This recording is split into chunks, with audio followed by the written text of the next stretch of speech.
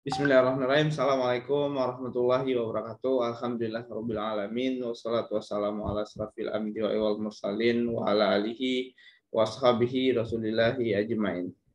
Asyhadu an la ilaha illallah wa asyhadu anna Muhammadan abduhu wa rasuluh la nabiyya ba'da ma ba'du.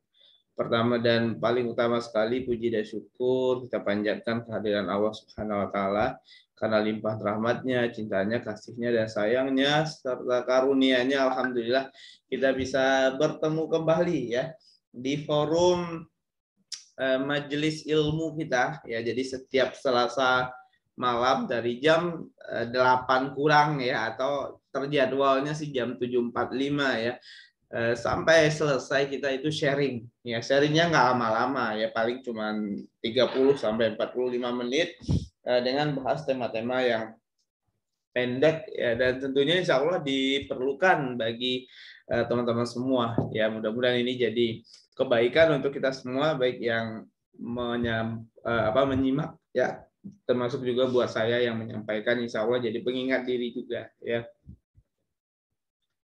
Afwan, ini enggak pakai video kan ya? Enggak ya, jadi jangan khawatir ya, ini enggak pakai video ya. Jadi yang kelihatan videonya hanya saya saja ya. Kita pakainya ini namanya Zoom webinar ya. Jadi yang kelihatan video hanya saya saja. Jadi teman-teman semua nggak usah khawatir ya. Nggak kelihatan kok ya. Dan saya juga nggak melihat ya.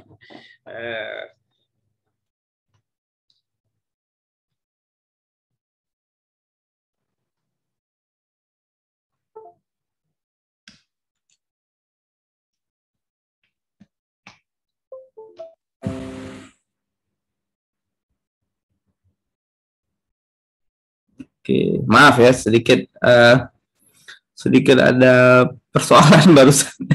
Karena saya pakai mic ini jadinya ya, biar lebih jelas suaranya. Tadi pakai mic dari laptop, sekarang pakai mic tambahan. Sebelumnya saya pengen tahu dulu di sini udah nikah atau belum ya? Yang banyak kan ikut, yang udah nikah atau belum ya? Karena ini temanya agak spesifik ya sebenarnya untuk yang sudah menikah ya, tapi yang belum menikah pun juga insya Allah tetap dibutuhkan ya.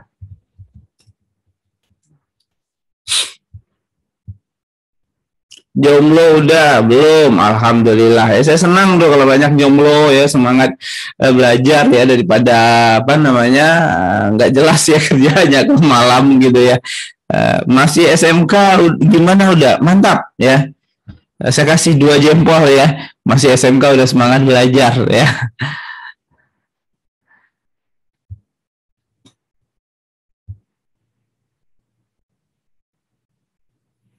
Alhamdulillah masih mencari. Apa-apa ya, semoga yang sedang mencari semoga segera Allah pertemukan dengan yang dicari.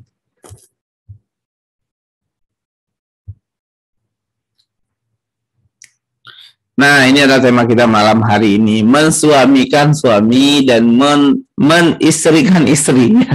Jadi kalau webinar kemarin itu kalau nggak salah temanya menjadi lelaki berdaya dan menjadi wanita penuh cinta ya. Nah, di mana di sana kita belajar tuh ya, teman-teman semua belajar bagaimana menjadi laki-laki yang tangguh ya, laki-laki sebagai qawam, sebagai pemimpin di keluarganya. Nah, qawam ya, makna qawam itu kemarin udah saya sampaikan juga sama Ustadz Arif juga, bahwa qawam itu yang pertama adalah memenuhi segala tanggung jawab kebutuhan dari anak dan istrinya ya, kebutuhan pokok dulu yang utama ya. Nah, kebutuhan pokok itu apa ya? Kebutuhan pokok itu mulai dari tempat tinggal, mulai dari pakaian, lalu kemarin ada yang nanya ya, skincare masuk kebutuhan pokok enggak ya? Tergantung ya.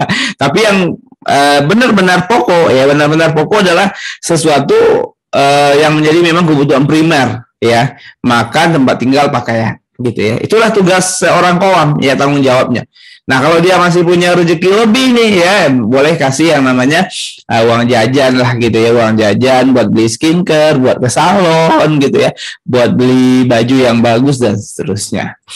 Nah, itu kalau suami ya. Kalau istri kemarin kita belajar bahwa istri taat ya, taat kepada suami.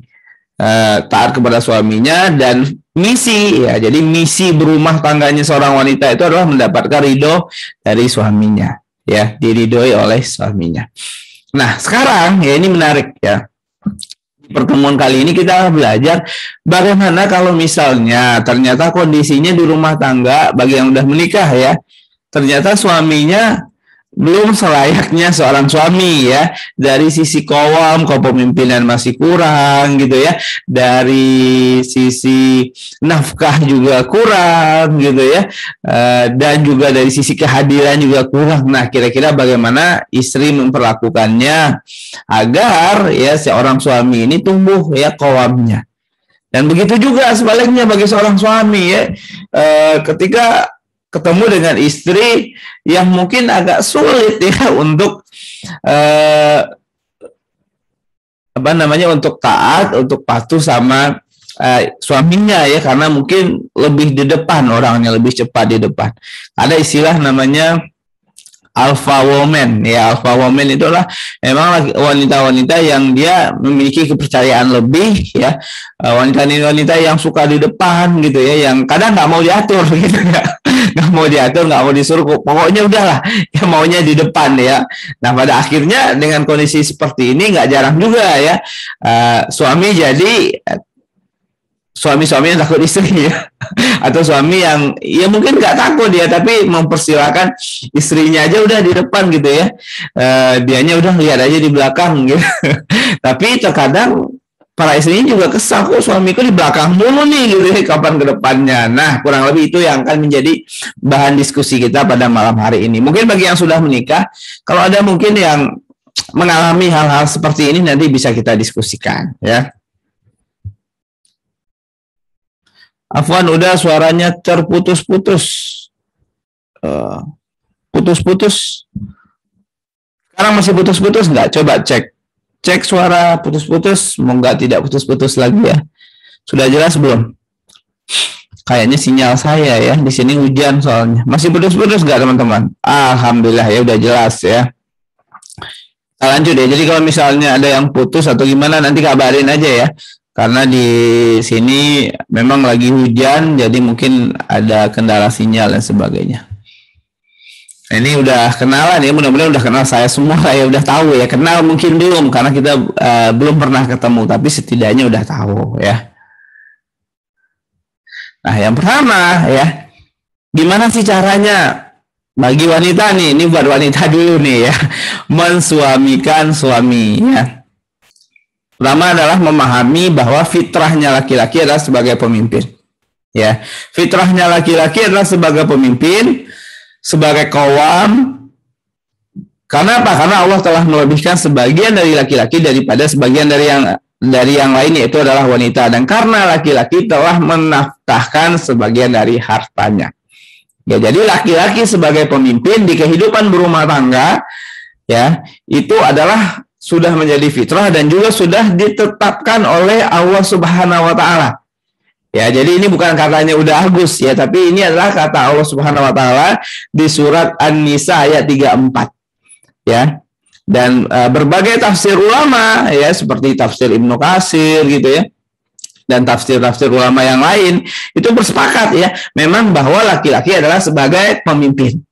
Ya, ini adalah sesuatu yang mesti kita ikuti kalau memang kita meyakini Islam, kita meyakini Al-Quran gitu ya. Ini fondasi awal ya, karena akan banyak tuh ya, kayak di webinar kemarin tuh ada yang ngechat ya, saya tidak setuju gitu kan. Saya tidak setuju kalau misalnya suami jadi pemimpin gitu ya. Atau mungkin di luar sana ya yang nulis kalau suami jadi qawam itu namanya Anda kaum patriarki gitu kan. Banyak lah ya sebutan aneh-aneh gitu ya, entah kaum patriarki lah, kaum inilah dan seterusnya gitu ya. Nah, sekarang teman-teman semua, sahabat semua, ini bukan perkara setuju atau enggak. Ya, ini bukan perkara suka atau enggak, tapi ini adalah sesuatu yang memang sudah ditetapkan oleh Al-Quran. Ya, jadi memang ini perlu kita akui. Kita ikutin, kita taati. Ya, kenapa? Karena kan kehidupan kita itu sebagai umat muslim ya khususnya tentunya adalah berpedoman ya, berfondasikan kepada Al-Quran dan Sunnah. Dan kita meyakini setiap apapun yang disampaikan oleh Al-Quran itu insya Allah ada kebaikannya dan pasti baik. Meskipun mungkin ya teman-teman semua belum menemukan apa kebaikannya ya, dan belum menemukan apa kebaikannya, apa alasannya, bukan berarti dia menjadi tidak perlu kita ikuti. Ya, jadi yang namanya syariat itu sudah kita ikut aja, kita dengar kita taat. Ya, kita dengar kita ikuti, kita dengar kita taat. Nah, ini adalah fondasi di awal berumah tangga. Ya, bagi yang jomblo juga ini penting ya. Ketika mbak-mbak sudah menikah nanti, maka posisinya suami mbak itu adalah sebagai qawwam, sebagai pemimpin. Ya, bagi laki-laki yang masih jomblo itu dipahami bahwa ketika udah menikah nih nanti, saya ini sebagai pemimpin nih, sebagai qawwam nih. Ya, jadi hubungan ya antara suami dan istri dalam kehidupan rumah tangga itu bukan setara. Nah, ini bukan setara ya. Jadi kalau beberapa kelompok memang mengkampanyekan ya suami istri itu harus setara. Ya. Nah, yang namanya perjalanan, jangankan di rumah tangga, teman-teman semua. Teman-teman kalau misalnya ikut camping pramuka, ya kita dibagi kelompok. Ya, nah setiap kelompok disuruh apa? Disuruh pilih ketuanya. Ya, disuruh pilih ketuanya itu acara pramuka loh ya, yang camping 2 atau 3 hari aja perlu ketua kelompoknya agar apa? Agar menjadi teratur. Nah, begitu juga dalam kehidupan rumah tangga, perlu ada pemimpinnya, perlu ada qawwamnya, perlu ada imamnya. Maka dari itu seorang wanita ketika sudah menikah, maka perlu untuk apa? Untuk mengakui ya, memberi pengakuan, penghargaan, penghormatan laki-laki sebagai seorang pemimpin, perlakukan layaknya pemimpin. Ya, kalau ngomong misalnya ya diskusi, mengajukan pendapat, mengajukan usul, yang memutuskan siapa? Yang memutuskan tentu suami. Mas, saya punya pendapat loh, gimana kalau misalnya anak kita sekolahnya di sini bla bla. Alasan saya ini bla bla bla bla. Nah, kira-kira menurut Mas gimana? Ya. Itu diskusinya begitu. Bukan begini ya. Mas, menurut saya ini loh yang benar, saya punya alasan yang jelas. Mas harus ikut nih. Harus setuju, harus sepakat. Nah, bukan begitu, tapi adalah bagaimana dalam komunikasi pun adalah lebih komunikasinya mungkin apa namanya? Iya, komunikasi seperti sebagaimana kepada seorang qawwam. Ya, sebagaimana kepada seorang pemimpin gitu ya. Ya, ada pertanyaan yang masuk.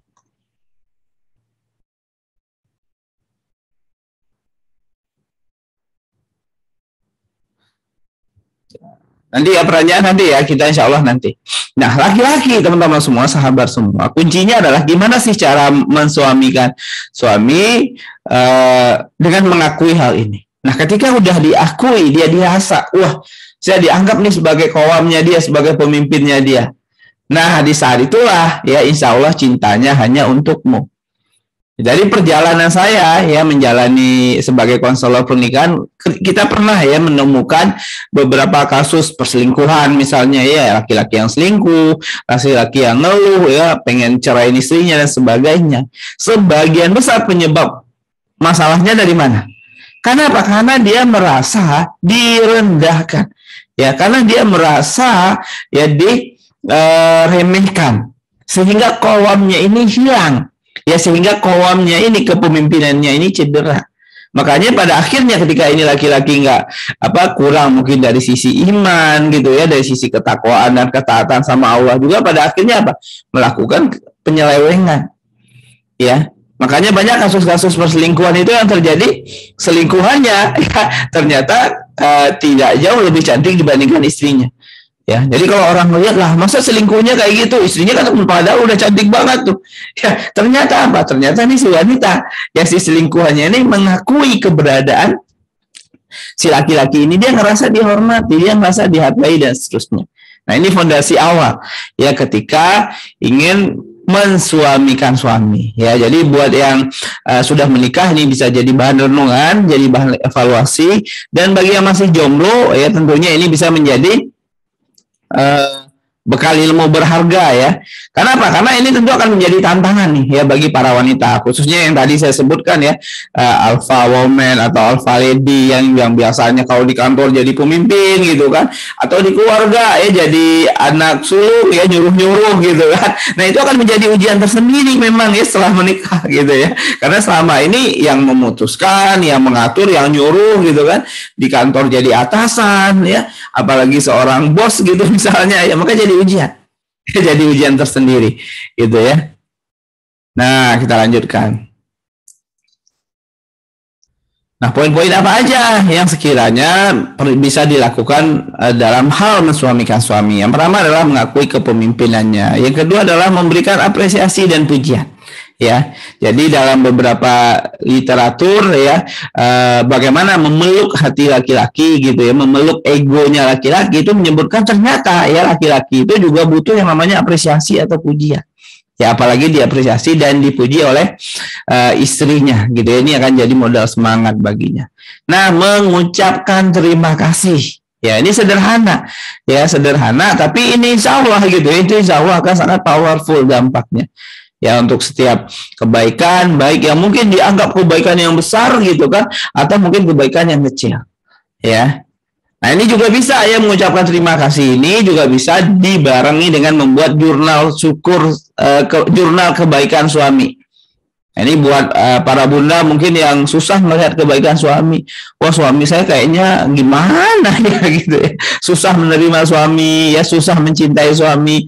Nah, susah menyayangi suami. Nah, tipsnya bisa dengan membuat jurnal kebaikan suami. Jadi setiap hari tulis aja 10 kebaikan suamiku hari ini. Nah, insya Allah itu lama-lama akan lebih mudah ya untuk melihat kebaikan-kebaikan dari pasangannya. Kenapa? Karena fokus kepada kebaikannya, memberi apresiasi untuk pencapaiannya, menunjukkan kalau dia adalah pahlawanmu, menunjukkan kalau dia adalah sebagai kawanmu dalam kehidupan rumah tangga. Ya, jadi bukan dianggap di bawah gitu ya, tapi di atas. Wah, keren, saya bersyukur ada Mas ya yang menafkahi keluarga kita dan seterusnya. Nah, yang keenam juga ya, bagaimana cara mensuamikan suami adalah ketika teman-teman semua, sahabat semua menceritakan kebaikan suaminya pada orang-orang terdekat. Nah, orang-orang terdekat si istri siapa? Orang-orang terdekat wanita, orang tuanya.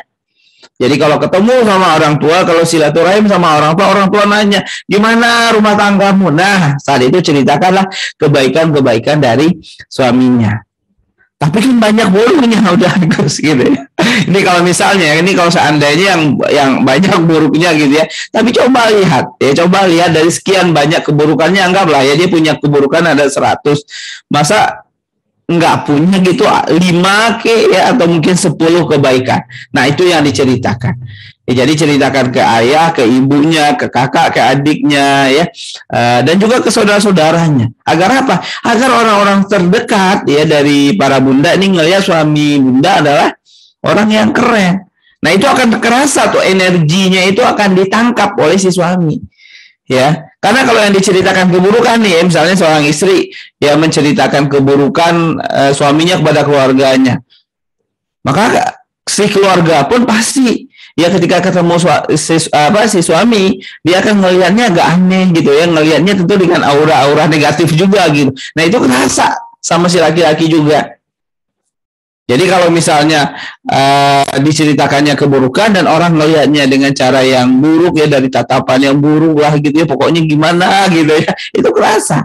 Begitu juga dengan kebaikan, karena kalau diceritakan kebaikan, pasti kalau ketemu pasti senyum kan, pasti semangat kan, keluarga dekat senang gitu ya, alhamdulillah menantuku baik misalnya gitu, kelihatan. Tapi kalau misalnya yang diceritakan hanya keburukannya, bisa aja di pas ketemu tuh mertua mesem ya wajahnya gitu ya, kesal gitu ya, ini kenapa sih nggak bagian anak saya gitu kan. Nah, itu akan kerasa, akan ditangkap oleh suami. Nah, itu adalah proses juga ya dalam apa? Dalam mensuamikan suami. Ya, menceritakan kebaikan-kebaikan suami pada orang-orang terdekatmu ya. Disebutkan juga ya dalam Al-Quran bahwa pasanganmu adalah pakaianmu. Nah, fungsi pakaian apa? Ketika kita menikah kan pasangan kita itu adalah pakaian kita. Nah, salah satu pakaian fungsinya adalah menutup aib, menutup keburukan. Ya, nggak hanya menutup keburukan, tapi juga memperindah. Ya, jadi ya sudah aibnya ditutup, lalu diperindah juga. Itulah fungsi pakaian. Ketika kita menjadi pakaian bagi pasangan kita, maka kita menutup keburukan-keburukan pasangan, ya, dan kita memperindah ya pasangan kita. Silakan ya, kalau ada yang mau nanya boleh ya. Insya Allah nih materinya sedikit kok. Saya materinya sebentar saja ya. Nanti kita akan perdalam di sesi tanya jawab ya. Nah, lalu apalagi selanjutnya? Memberi ruang ketika dia ada masalah ya. Tapi ini dicek dulu, disesuaikan juga dengan kondisi suaminya. Karena memang kalau laki-laki itu ketika dalam keadaan ada masalah ya, itu dia cenderung butuh untuk sendiri ya. Banyak laki-laki begitu, tapi nggak semua. Makanya ini nanti bagi yang sudah menikah dilihat dulu kondisi suaminya gitu ya, dilihat dulu. Kenapa? Karena banyak nih yang nanya, udah Gus, itu suami saya kok nggak mau cerita kalau ada masalah. Kan nggak adil. Saya ada masalah, saya cerita. Suami saya ada masalah, suami saya nggak mau cerita. Ya, nggak asik dong kayak gini. Gimana? Saya kesal kalau gitu. Nah, berarti kalau yang masih begitu belum tahu gitu ya. Memang laki-laki itu dia cenderungnya begitu. Ketika dia punya masalah, dia cenderung untuk apa? Untuk udah sendiri aja dulu. Ya, dia kan sosok pahlawan, tuh sosok hero ya. Dia pengen nyelesain sendiri, nanti kalau udah selesai baru tuh dikasih tahu, diceritakan. Ya, jadi kalau misalnya suami bunda ya nggak mau cerita, ya sudah, nggak masalah. Ya, berbeda dengan wanita. Ya, kalau wanita ketika ada masalah memang dia butuh untuk cerita, dia butuh untuk berkeluh kesah gitu ya. Dan itu adalah tanda wanita yang masih percaya tuh sama suaminya. Jadi ketika istri masih cerewet sama suaminya, itu berarti dia masih punya kepercayaan sama suaminya. Jadi para ayah ya, kalau di sini yang laki-laki nih ya, yang kalau istrinya masih cerewet gitu ya, maka itu tandanya dia masih sayang, dia masih percaya. Ya, tapi kalau dia udah diem, dia udah malas, nggak mau ngomong apa-apa, nah itu hati-hati. Ya, jadi kalau masih cerewet, masih banyak ngeluhnya, berkeluh kesahnya, itu udah syukuri aja gitu ya. Nah, ini balik lagi ke sini. Jadi ketika punya masalah seorang laki-laki itu dia cenderung untuk menyelesaikannya sendiri. Nah, yang dia butuhkan apa? Yang dia butuhkan adalah ruang, ya. Untuk apa? Untuk sendiri menyelesaikan masalah. Yang dia butuhkan adalah ketenangan. Yang dia butuhkan adalah kenyamanan. Jadi ketika dia punya masalah, nggak perlu diungkit-ungkit, nggak perlu digali-gali dia punya masalah apa, ya, dia sedang mikirin apa, tapi cukup berikan dia ketenangan. Ya, jadilah sumber sakinah, ya, sumber ketenangan bagi suaminya. Ya, jadi ya kalau yang dicontohkan oleh Ummul Mukminin Khadijah ya misalnya, ya Ummul Mukminin Khadijah itu ketika ketika Rasulullah ya Nabi Muhammad mendapatkan wahyu pertama, itu pulang dari Gua Hiro itu dalam kondisi ketakutan, menggigil, kedinginan. Nah, Ummul Mukminin Khadijah pas Rasulullah masuk rumah nggak nanya, wahai Rasulullah, engkau kenapa? Cerita dong, cerita. Ada masalah apa? Nggak begitu. Ya, yang dilakukan apa? Yang dilakukan adalah memberikan selimut, ya, menghangatkan Rasulullah. Ketika Rasulullah udah agak tenang, ya, maka diajak kepada pamannya. Ya, kalau saya nggak salah namanya Bukhairah ya, kalau nggak salah ya. Diajak dan diceritakan ini tanda-tanda apa nih, gitu ya. Jadi bukan dipaksain harus cerita enggak. Ya, tapi cukup diberikan ruang untuk apa? Untuk menyelesaikan persoalannya. Oke, selanjutnya. Nah, yang kedua, yang selanjutnya mensuamikan suami juga adalah mendukung hobi dan passionnya sebagai sarana berkreativitas. Ya, jadi laki-laki itu ketika dia punya hobi, ya tentu dengan syarat ya hobinya tidak berlebihan ya, tidak masuk menjadi adiktif ya atau kecanduan gitu ya. Misalnya nih hobinya game ya, 24 jam main game, itu udah penyakit itu. Tapi kalau misalnya hobinya masih dalam kondisi sehat, itu sebenarnya masih normal dan wajar saja. Nah, hobi pasangan, hobi suami sebenarnya adalah salah satu pintu ya bagi para bunda sebenarnya untuk komunikasi sama pasangannya.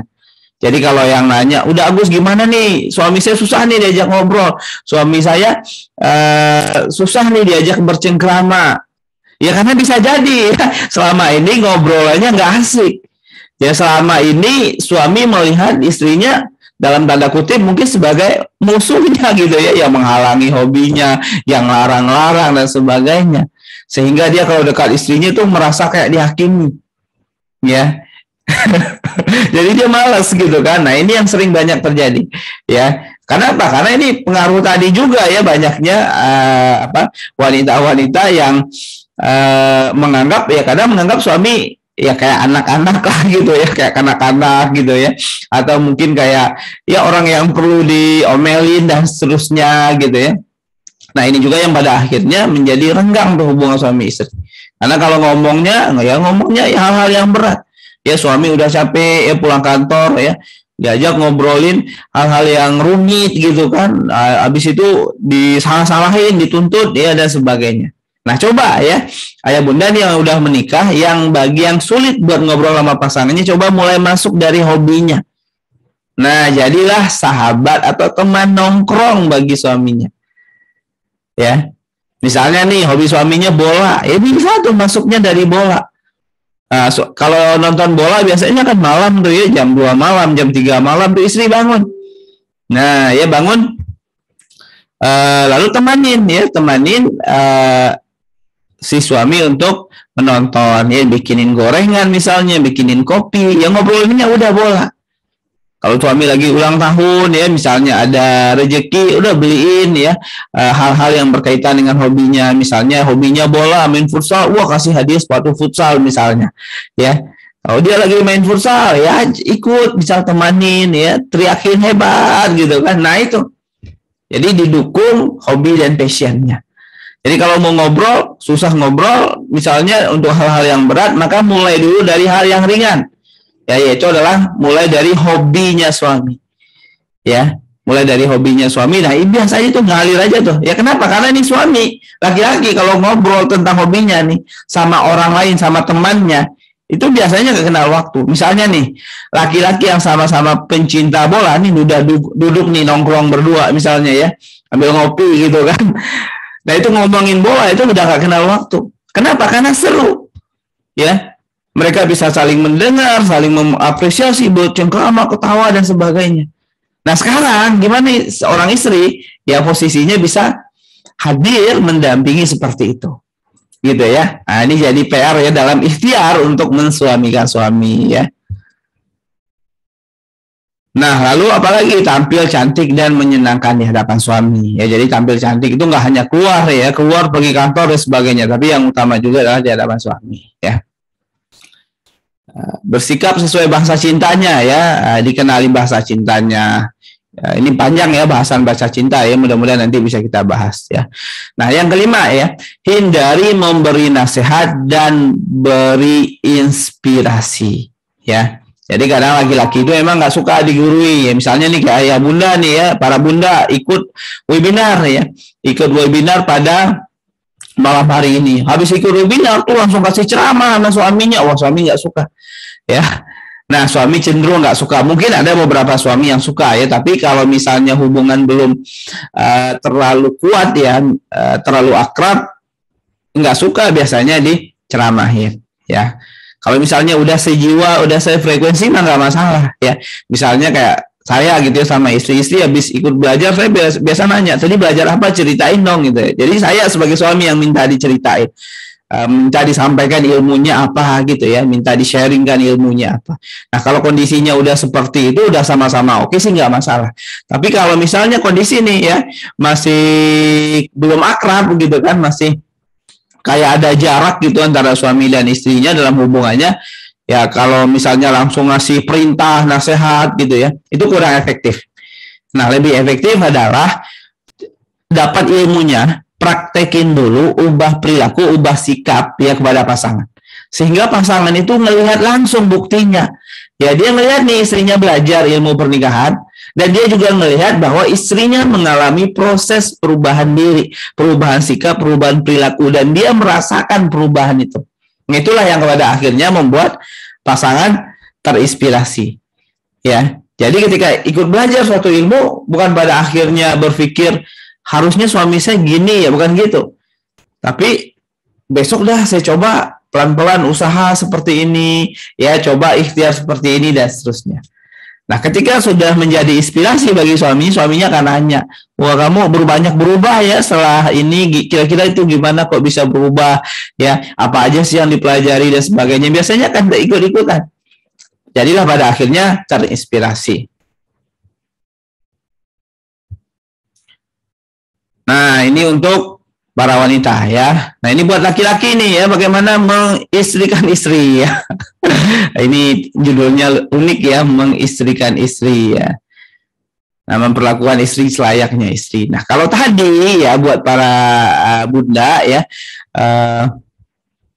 bahwa laki-laki itu sebagai pemimpin, maka dia perlu untuk diakui kepemimpinannya. Maka wanita, nah, wanita itu dia cuma apa? Ingin dimengerti. Wah, ini ada lagunya ya, karena wanita ingin dimengerti. Dibuat nyaman, ingin dimengerti. Berikan dia lebih dari yang dia harapkan, maka akan bertambah besar cintanya padamu. Ini kunci buat para laki-laki nih. Ya. Tapi lakunya nanti ya setelah halal ya, setelah menikah gitu ya, jangan saat pacaran ya. Karena kalau misalnya belum menikah pun, belum pacaran pun, kalau apa wanita udah nyaman sama laki-laki, ya biasanya dia akan baper ya, akan ngikutin segalanya dan seterusnya. Cuman itu nggak baik ya, nggak bagus gitu ya. Saya dulu pernah ya dari zaman SMA, saya sering nanyain itu teman-teman saya yang pacaran ya, yang cewek misalnya, saya nanya, kenapa kok kamu suka sih sama dia? Nah, rata-rata ya sebagian besar jawabannya apa? Nyaman. Ya, saya nggak tahu nih ya, mbak-mbak di sini seperti itu juga atau enggak gitu. Tapi penelitian saya secara kecil-kecilan dan termasuk juga di beberapa literasi yang saya baca gitu ya, ternyata memang yang dibutuhkan oleh wanita itu adalah kenyamanannya. Ya, ingin dimengerti, ingin dinyamani. Ya, makanya kadang ya dia nggak peduli itu ya, si cowoknya apa, bad boy kayak gitu kan, cowoknya mungkin udah jadi suami orang gitu. Itu mungkin kalau apa, kalau yang mungkin bekal ilmunya tipis ya, makanya banyak ya yang suka sama om-om ya, bukan hanya suka karena duitnya, tapi memang beneran cinta. Dan itu beberapa kali ada yang konseling ya di akademi pernikahan, di Belajar Taaruf ya. Kasus-kasus seperti itu nggak satu dua ya, tapi banyak ya, mungkin belasan ada. Ya, seorang wanita jalin hubungan sama seorang laki-laki yang udah jadi suami orang ya, dan usianya jauh bedanya ya. Setelah digali kan awalnya saya berpikir kan, ini jangan-jangan nih karena duit nih, karena uang. Ternyata enggak. Ternyata karena memang zaman. Ya, karena memang cinta, karena memang nyaman gitu kan.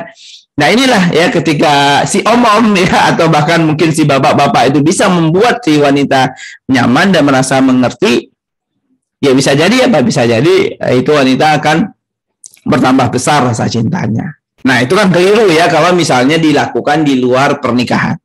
Nah, ini lakukannya kapan ya? Setelah menikah ya. Ini khusus buat jomblo ya, karena saya khawatir ya besok langsung praktek gitu ya ke wanita ya. Ya, jadi begitu ya. Jadi setelah menikah maka berikan kenyamanan ya kepada istri dan buat istri merasa dimengerti gitu ya. Nah, apa aja poin-poinnya ya? Yang pertama adalah kenali bahasa cinta ya. Kenali bahasa cinta, insya Allah nanti kita bahas ya. Oh iya, bagi yang ikut kelas bekal berumah tangga, insya Allah nanti kita bahas lebih dalam tentang mengenali bahasa cinta. Nanti teman-teman bisa ikutan ya, di grup ada diinfokan. Nah, yang kedua ya, cara mengistrikan istri ya, agar istri nyaman dengan suaminya gitu ya, akan merasa dimengerti, maka berikan ruang untuk apa? Untuk curhat dan berkeluh kesah pada istri ya. Jadi kalau istri curhat, dah cukup dengarin aja, karena wanita itu curhat kadang nggak butuh solusi ya, yang dia butuh didengarkan udah. Setelah dia dengarkan ya, dia udah ngomong sana kemari gitu kan, entah itu nangis, entah itu menunjukkan kesalahannya atau apa, udah selesai ya. Nggak dikasih solusi pun nggak masalah gitu ya. Nah, jadi buat para cowok nih, para laki-laki, jangan buru-buru kasih solusi ya. Jadi ketika si istri mau curhat, jangan jangan menggunakan cara pikir cowok. Kalau cara pikir cowok itu kan sederhana, masalahnya apa, solusinya apa ya, itu cara pikirnya cowok. Tapi kalau cewek, kalau wanita ya, masalahnya apa dan menceritakannya ya, kalau bisa lebih dramatis, lebih menarik gitu ya. Nah, itu yang penting sebenarnya, ketika dia bisa menceritakan, berkeluh kesah dan seterusnya. Nah, solusi itu nomor sekian ya. Jadi yang butuh itu apa? Didengarkan ya, dimengerti, suaminya empati, ya kalau dia sedih suaminya ikut merasakan juga kesedihannya, kalau dia senang suaminya ikut merasakan juga kesenangannya. Nah, itu yang dibutuhkan. Jadi ini kunci buat para laki-laki, ya, berikan ruang untuk curhat dan berkeluh kesah pada istrinya. Nah, jadi pendengar yang baik dan jadilah konsultan baginya. Ya, konsultan itu bukan banyak memberi jawaban, ya, tapi adalah konsultan itu adalah banyak bertanya, ya, dan mendengarkan. Makanya kalau teman-teman yang pernah konseling, ya, bukan nanya tentang pernikahan ya, tapi memang konseling pernikahan sama saya, itu akan banyak saya tanya. Jadi kadang jawabannya adalah dari si penanya langsung gitu ya. Kenapa? Karena memang konselor pernikahan salah satu tugasnya adalah menggali, ya, dan membantu, ya, si kliennya ini untuk menemukan solusinya. Nah, jadi begitu biasanya, kecuali untuk hal-hal yang berkaitan dengan value hidup, dengan agama, itu memang disampaikan, oh di Al-Quran seperti ini loh gitu. Tapi untuk lebih dalam dan selanjutnya itu biasanya dalam hal diskusi, ya. Jadi proses konseling pernikahan itu berbeda dengan tanya jawab. Ya, kalau ini kan di webinar kan tanya jawab. Teman-teman nanya, saya jawab, udah selesai. Ya, tapi kalau konseling itu teman-teman punya pertanyaan, dari pertanyaan itu saya gali lagi, saya tanya-tanya lagi dan seterusnya. Nah, yang keempat adalah menjadi pahlawan yang bisa diandalkan bagi istrinya. Nah, yang kelima juga adalah beri istri ruang untuk quality time, ya, untuk sendiri. Ya, apalagi bagi istrinya yang ibu rumah tangga, yang di rumah gitu. Kalau dibiarin di rumah terus ya capek juga, Pak. Pagi sampai sore di rumah itu, apalagi udah punya anak, sama anak gitu ya. Bisa-bisa malah berdampak juga ya pada stres dan sebagainya. Ya, maka perlu untuk apa? Ruang untuk quality time. Dan terakhir, ya, bantu istri untuk taat dan mengabdi kepada orang tuanya, ya. Itu aja ya materinya, singkat, sekilas aja. Insya Allah selanjutnya kita akan perdalam melalui diskusi. Silakan ya bagi teman-teman baik yang masih jomblo, ya, atau mungkin yang sudah berumah tangga, ya, silakan boleh ya nanya-nanya, ya. Yang mau nanya-nanya silakan, ya.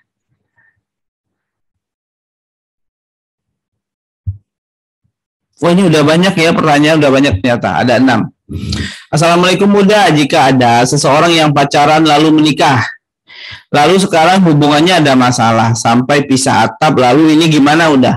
Masalah datang karena mereka memulai pernikahan yang salah atau emang si laki-lakinya aja kurang menjaga pernikahan? Ya, banyak variabel ya yang menyebabkan sebuah rumah tangga itu berpisah. Ya, jadi kalau kita bicara cerai ya nggak hanya orang yang pacaran aja.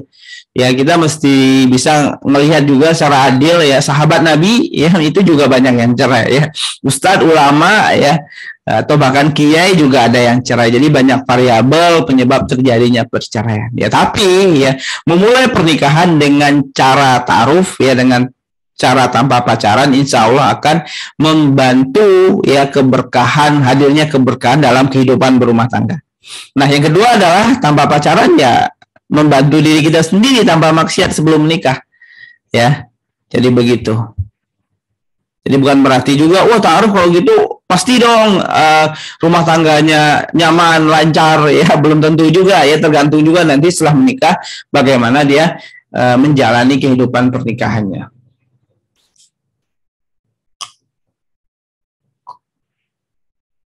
Apakah menceritakan kebaikan suami itu sama dengan ujub? Sebab takutnya itu satu bentuk kesombongan. Nah, ujub atau tidak itu tergantung niat di hati.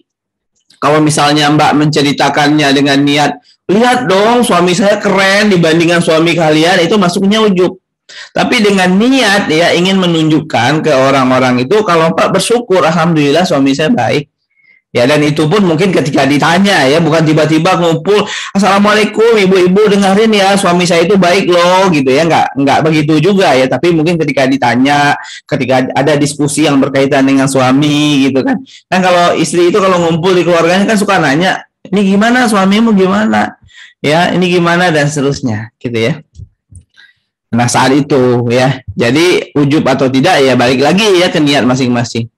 Jika suami ingin mencari calon istri, sebaiknya apa hal yang paling urgen untuk ditanyakan ke calonnya? banyak ya dalam proses perkenalan atau ta'aruf itu ada 18 topik yang perlu dibahas ya.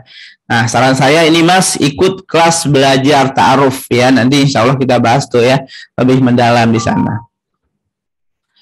Udah, kenapa saya jadi malas dengan suami yang suka tidak jujur? Saya mau menghormati dia dan mengikuti dia, tapi saya jadi nggak semangat mengejar kebaikan sebagai istri, walau dia selalu minta maaf tapi mengulangi lagi. Ya, yang pertama adalah terus aja berbuat kebaikan, ya terus buat kebaikan. Kenapa? Karena ini tidak jujur ini nih perkara kebiasaan, Bunda. Ya, jadi seorang yang nggak jujur ya suka bohong gitu misalnya. Ya itu karena udah kebiasaan sebenarnya, dan mengubah kebiasaan itu butuh waktu, butuh proses, ya. Jadi dia janji nih hari ini buat nggak jujur, buat nggak bohong lagi, ya. Nggak ada jaminan besok dia memang akan benar-benar berubah. Nah tapi ketika Bunda nemanin dia terus, ya ketika dia salah, udah maafin, ya ikhlas, ridho gitu ya. Lalu besok dia misalnya bohong lagi, udah nggak apa-apa Mas, santai aja gitu ya, dan support dia terus gitu ya. Tapi saya berharap nih Mas buat jujur gitu ya, dan seterusnya. Nah insya Allah ya pelan-pelan nanti dia akan berubah. Dia butuh ya energi lebih dari Bunda, energi positif dari Bunda, karena kejujuran itu kan energinya negatif ya. Anggaplah dia negatifnya 5 gitu kan. Nah kalau Bundanya jadi malas, Bunda negatif 5 juga, jadinya apa? Negatif 5 plus negatif 5 jadi negatif 10 ya. Jadi kalau pasangan kita negatifnya 5 ya setidaknya kita positifnya 10. Agar apa? Ya agar keluarganya jadi positif.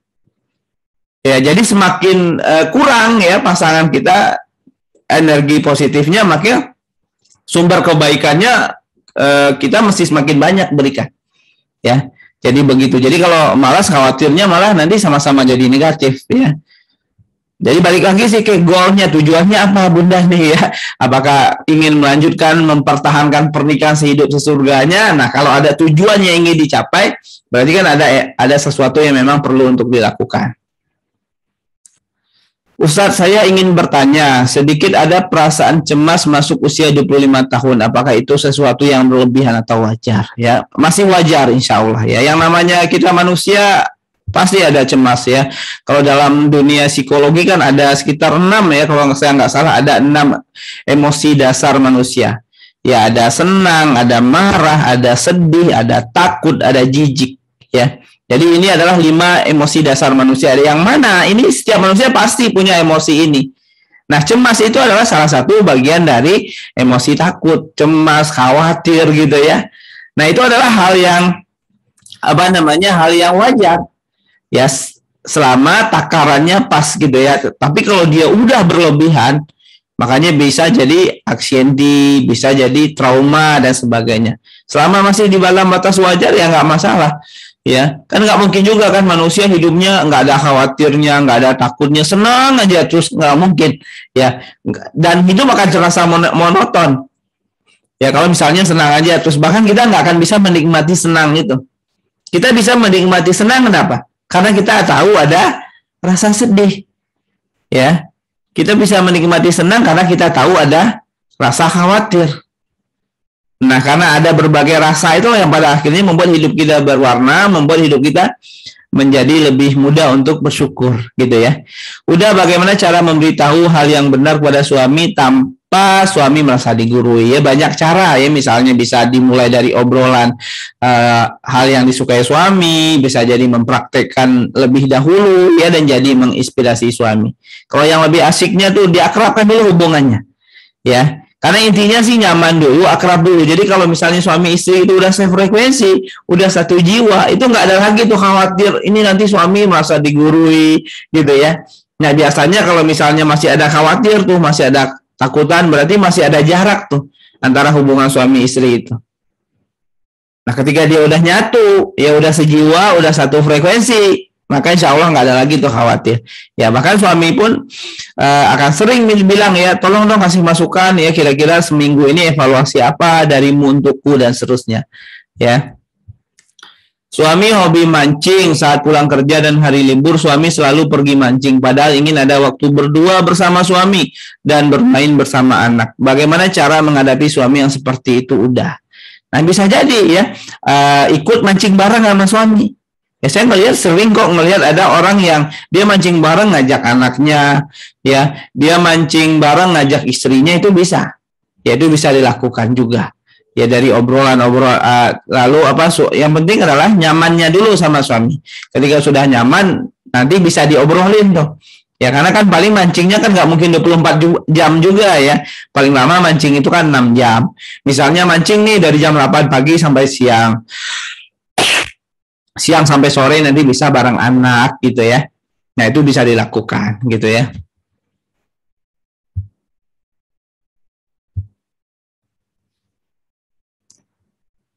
Oke.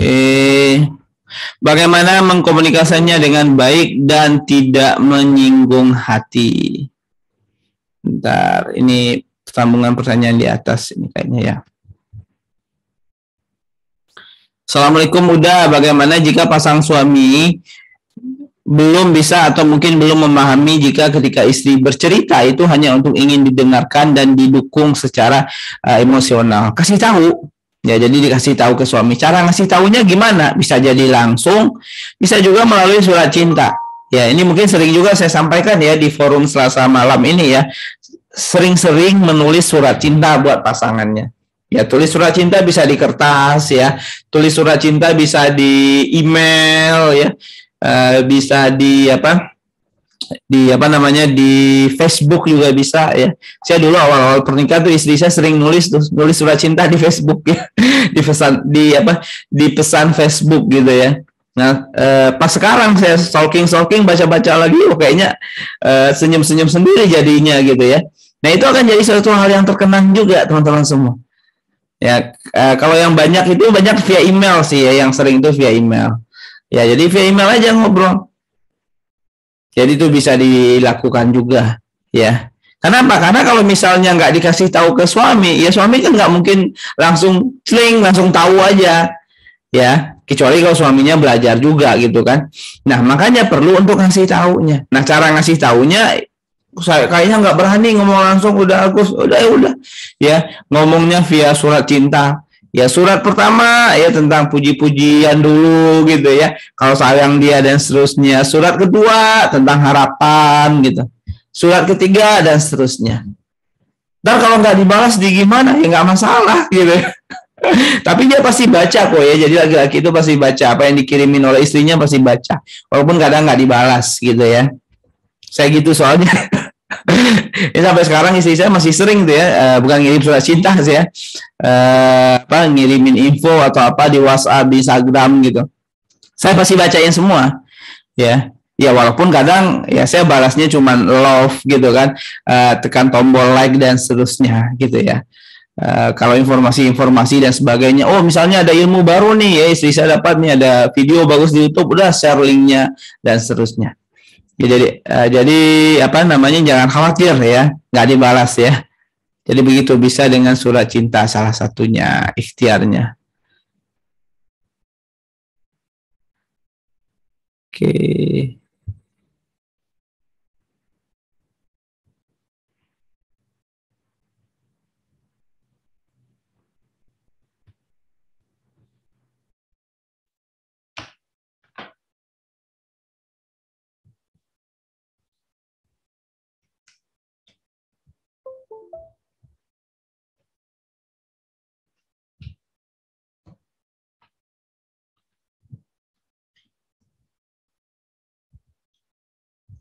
Oke, saya lanjutkan ya menjawab pertanyaannya.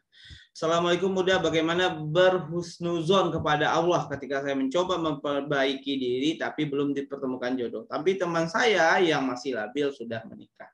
Diluruskan niatnya memperbaiki diri untuk apa? Ya, jadi diluruskan niatnya memperbaiki diri untuk apa? Ya, jadi jangan hanya memperbaiki diri untuk agar Allah pertemukan dengan jodoh saja, enggak ya, sayang banget ya kalau niat memperbaiki diri hanya untuk itu Ya, jadi niat memperbaiki diri tentunya harus jauh lebih besar daripada itu ya, menjadi pribadi yang lebih baik, menjadi pribadi yang lebih berdaya ya. Dan insya Allah ya itu adalah salah satu ikhtiar agar Allah lihat pantas ketemu dengan orang yang baik ya, bukan berarti memperbaiki diri itu pada akhirnya Allah mudahkan jodohnya, bukan juga ya. Karena kalau kita lihat orang soleh ada nggak yang nggak nikah-nikah, ada ya, bahkan ulama-ulama terdahulu bahkan sampai tercatat ya, ada beberapa ulama yang memang nggak menikah sampai akhir usianya ya. Lalu orang yang banyak maksiat ada nggak yang jodohnya cepat? Banyak ya, jangankan orang yang banyak maksiat, orang yang non muslim aja banyak yang nikah ya, banyak yang nikah, banyak yang kaya gitu kan, yang punya gedung, yang punya bisnis ya miliaran, triliunan, kebanyakan non muslim, yang menguasai teknologi non muslim ya. Kan nggak bagus juga kalau kita bilangnya ya Allah lah, ini kok banyak orang-orang soleh kok nggak menguasai teknologi gitu kan, kok nggak Allah kasih kekayaan dan seterusnya gitu ya. Sama ya, logikanya sama dengan hal itu ya sebenarnya ya. Jadi diluruskan lagi, niatnya dalam memperbaiki diri untuk apa. Nah, mudah-mudahan niatnya dalam memperbaiki diri adalah juga untuk yang lebih utama adalah mendapatkan ridho Allah Subhanahu wa taala ya.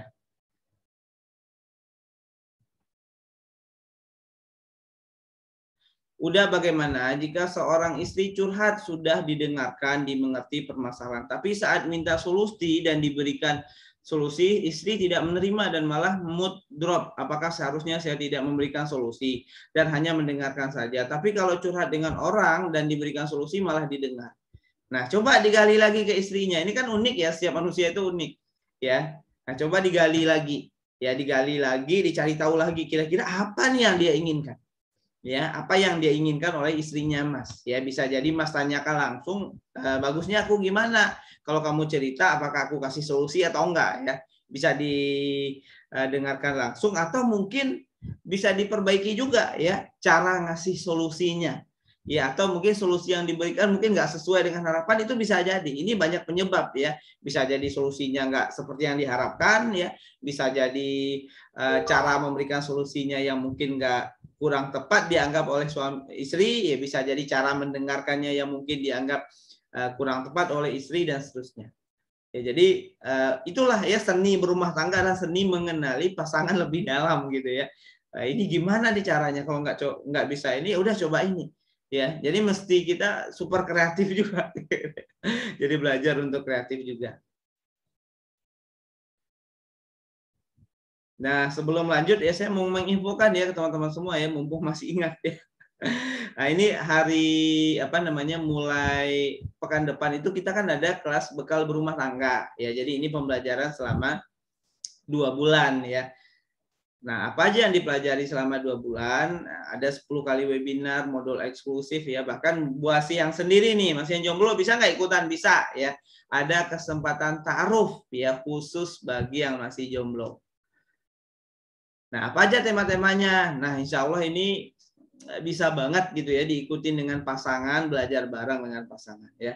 Yang pertama ya temanya bulan November itu ada merancang tujuan hidup ya. Nah, ini bisa dilakukan bareng pasangan nih sehingga nanti bisa saling mengenali tujuan hidupnya dengan pasangan. Cara cerdas manajemen emosi dan marah ya. Self healing juga ada ya. Kalau ada yang mungkin rasa luka pengasuhan, luka batin, trauma dan sebagainya. Fondasi hubungan suami istri dalam Islam ya. Mengenali pasangan semakin dalam setelah menikah ya. Jadi ada sekitar 8 parameter ya yang perlu dikenali dari pasangan setelah menikah ya. Nah, itu apa aja? Nanti insya Allah kita akan bahas. Seni manajemen konflik pasangan suami istri. Kalau ada masalah, ada perbedaan pendapat, kira-kira gimana nih ya cara menghadapinya? Seni komunikasi agar makin dicintai. Ada ilmu keuangan juga ya, ilmu fundamental pengasuhan anak. Jadi kita belajarnya ini 2 bulan lebih. Nah, ini cocok untuk siapa? Untuk yang sudah menikah dan yang masih jomblo tentu boleh juga ikutan ya. Nah, ini biayanya teman-teman semua 750.000 ya, tapi ada apa? Ada promo ya. Nah, ada promo, sebenarnya promonya udah habis ya. Udah habis bulan Oktober kemarin, tapi ya khusus teman-teman yang hadir malam ini ya saya kasih kesempatan perpanjangan promo. Ya, jadi 250.000 boleh ikutan dan bersama dengan pasangannya. Jadi berdua. Jadi 250K itu ikut berdua. Ya, jadi istri ngajak suami, suami ngajak istri gitu ya. Nah, buat yang masih jomblo dapat materi belajar ta'aruf juga ya. Bagi yang sudah menikah ikut berdua dengan pasangannya. Tapi sayangnya kan pesertanya kita batasin untuk 100 orang ya, dan alhamdulillah hari ini udah terdaftar sekitar 40-an orang ya. Jadi silakan bagi yang mau daftar bisa klik ya WhatsApp sini, bisa screenshot ya, atau sebentar lagi saya kirimkan linknya ya. Jadi bisa klik, bisa langsung daftar ya.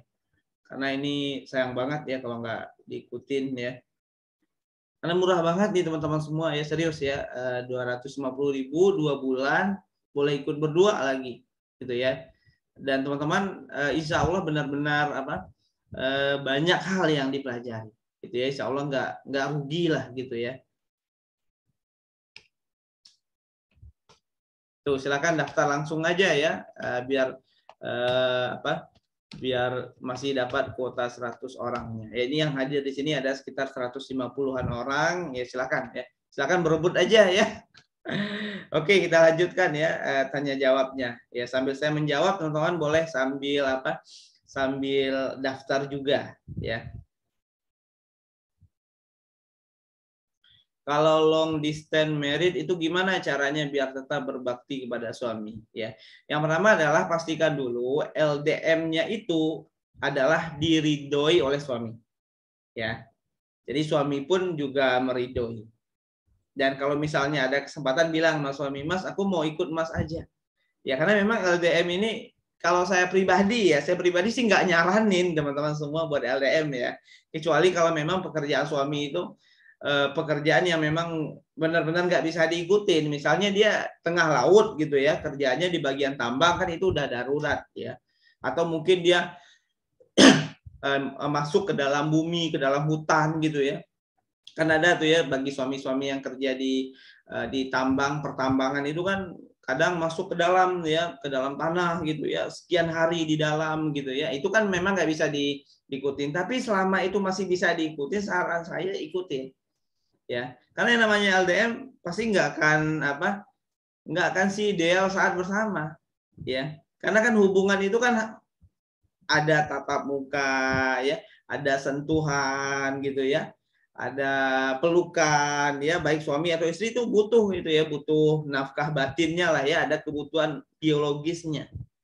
Nah, salah satu tantangan LDM adalah ketika salah satu pasangan ya dikhawatirkan ya dari sisi agama mungkin agak lemah gitu ya, sehingga pada akhirnya tergoda untuk melakukan hal keburukan, sebutlah misalnya selingkuh ya. Nggak hanya laki-laki ya, wanita pun juga banyak kok yang selingkuh ya.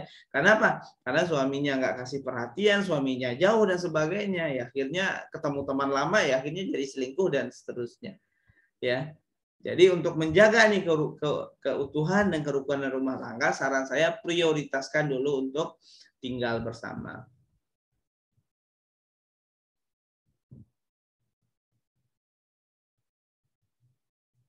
Pertanyaan yang kedua, saya pernah mendengar ada hadis yang berbunyi kurang lebih bahwa uang anak adalah uang orang tua. Nah, apa ini berlaku ketika anak sudah menikah?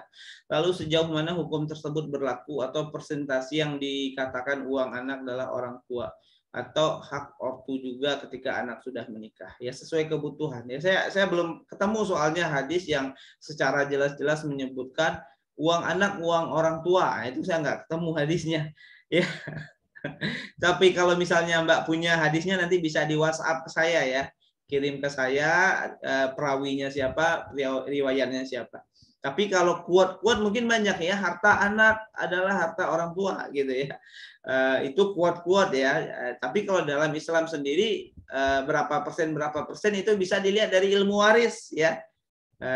Kan dalam ilmu waris ketika seorang laki-laki meninggal dunia kan ada tuh ya, sekian persen untuk anak, sekian persen untuk istri ya, sekian persen untuk saudaranya, orang tuanya dan seterusnya. Siap nikah sama pengen nikah, gimana tahunya? Udah ya, yang tahu adalah diri sendiri ya. diri sendiri juga ya. Kayak ini aja teman-teman nih ya, kayak mau berenang gitu kan, pengen berenang sama siap berenang, siapa yang tahu ya, diri teman-teman sendiri. Nah, taunya gimana ngukurnya ya, ketika punya bekal nggak untuk melakukan hal tersebut. Misalnya nih pengen berenang ya, tapi nggak punya keahlian berenang, akhirnya apa, cuma nyebur doang kan, akhirnya bisa tenggelam gitu kan. Tapi siap berenang itu artinya apa, punya keahlian untuk berenang juga, punya bekal ilmunya ya. Jadi masuk kolam itu bukan tenggelam ya, tapi menyelam gitu ya. Nah pernikahan juga begitu ya. Jadi kalau menikah dengan ilmu, dengan bekal ya, itu pernikahannya nggak tenggelam ya, nggak nyebur doang tuh ke pernikahan, tapi memang menyelami pernikahan ya. Beda antara orang yang menyelam sama orang yang nyebur, meskipun sama-sama tuh di dalamnya. Kalau orang yang tenggelam ya, yang nyebur doang di dalam tuh ngap ya, bingung gitu kan, bisa jadi sesak napas dan sebagainya. Tapi orang yang menyelam dia tahu caranya, dia akan menikmati prosesnya ya. Jadi begitu ya. Jadi jangan sampai ya tenggelam ke dalam pernikahan, tapi menyelamlah ke dalam pernikahan ya. Bagus tuh ya, jadi quote ya, silakan ya. Nah, gimana agar nggak tenggelam ya ke dalam pernikahan? Nah, siapkan bekal ilmunya. Nah, kita udah coba hadirkan buat teman-teman semua, fasilitasi teman-teman semua untuk belajar gitu ya. Belajar menyiapkan bekal-bekal ilmu pernikahan ya. Nah, ini selama 3 bulan ini kan sebagai bekal lah ya untuk teman-teman semua. Nah, ini insya Allah gitu ya. Silakan yang mau daftar ya, ini yang akan kita pelajari nanti ya. Nah, ini insya Allah akan jadi bekal nih ya, untuk menyelami pernikahan agar tidak tenggelam pada pernikahannya. Silakan yang mau daftar ya. Manfaatkan ya, mudah-mudahan masih dapat ya 100 peserta. Ustadz, apa yang masih kurang? Sudah belajar ta'aruf, mengikuti kajian, mengikuti beberapa seminar, sholat istikharah. Apakah kita hanya terlalu memaksa adanya jodoh cepat datang untuk kita? Atau itu bentuk kewajaran terhadap seorang jomblo? Belajar ta'aruf, ikut kajian, mengikuti seminar, sholat istikharah itu bukan untuk percepatan jodoh. Yaitu mempersiapkan diri Mbak ketika jodoh itu ketemu, Mbak udah siap. Ya, termasuk juga nih teman-teman ikut kelas bekal berumah tangga misalnya, ini bukan buat percepatan ya, tapi untuk menyiapkan diri. Jadi ketika ketemu jodohnya, kondisi dirinya udah siap ya. Termasuk juga sholat istikharah ya, ada sholat untuk meminta petunjuk ya, mana yang baik, mana yang tepat ya. Ada sholat ketika kita punya hajat, kita minta petunjuk, namanya sholat hajat. Ya, jadi kalau misalnya Mbak pengen disegerakan jodohnya, mungkin lebih tepatnya adalah sholat hajat. Ya, jadi bukan sholat istikharah. Sholat istikharah dilakukan ketika calonnya sudah ada, ketika sudah menjalani proses ta'aruf. Jadi kalau calonnya belum ada, belum sholat istikharah. Ya, calonnya belum ada, sholat hajat boleh. Ya, jadi begitu. Oke, assalamualaikum. Perbedaan yakin sama kepedean itu apa ya? Kalau yakin itu adalah bahasa baku ya, kalau kepedean itu adalah bahasa gaul gitu ya. Pede atau percaya diri itu berkaitan dengan kemampuan. Ya sama sebenarnya yakin sama pede itu. Ya. Percaya diri sama yakin ya sama. Oke.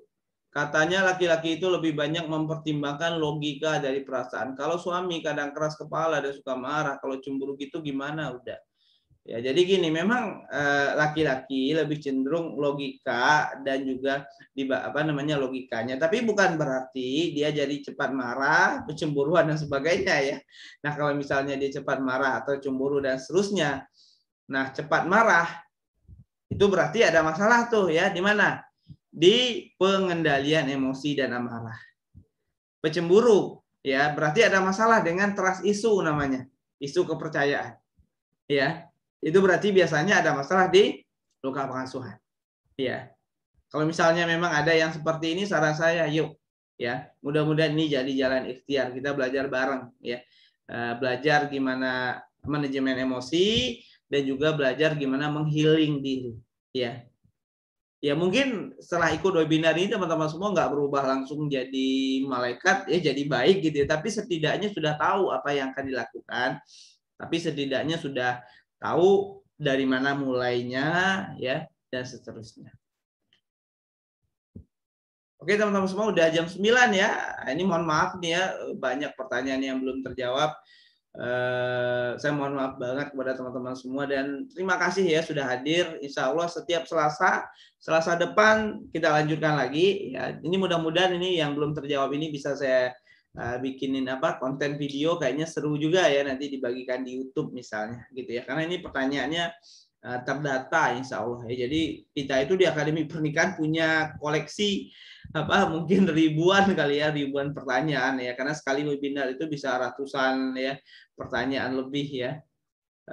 Ini ada puluhan nih hari ini nih ya ada sekitar berapa nih ya 30 lebih pertanyaan ya.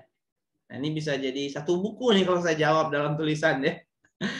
Sekali lagi saya berterima kasih ke teman-teman semua atas kehadirannya ya dan jangan lupa ya langsung aja klik link yang saya bagikan di kolom chatnya ya. Jadi insya Allah teman-teman ikut biayanya Rp250.000.